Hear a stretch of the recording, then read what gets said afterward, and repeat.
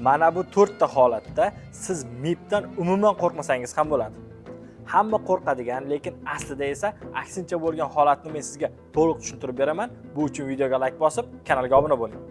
Bundan birinchisi, MIP undiruvni nafaqa hamda ijtimoiy kartalarga qaratishi mumkin emas.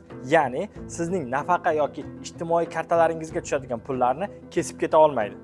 Ikkinchisi, MIP undiruvni ish haqingizning 50% dan ko'p miqdoriga qaratishi mumkin emas. Ya'ni siz 10 million oylik oladigan bo'lsangiz, mana shundan 5 millionnigina MIP qarzdorlik uchun undirishi mumkin. Bundan 1 so'm ham ko'p undira olmaydi. Uchinchisi, MIP undiruvni ijro jarayonida sizga tegishli bo'lgan yagona turar joyga qaratishi taqiqlanadi.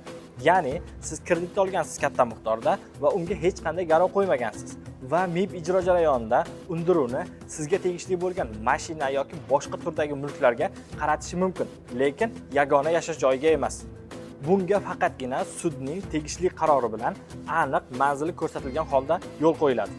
To'rtinchisi va oxirgisi eng muhimi, ya'ni MIP xodimlari sudning ijro hujjatisiz hech qanday harakat amalga oshira olmaydi. Ya'ni MIP xodimlari faqatgina sudning yoki boshqa organlarning ijro hujjatlari asosida harakatni amalga oshiradilar. Mana shunday muhim huquqlaringizni doimiy o'rganib borish uchun bizni kuzatishda davom eting. Unutmang, bir kishiga qilingan adolatsizlik boshqalar uchun qilingan tahdiddir.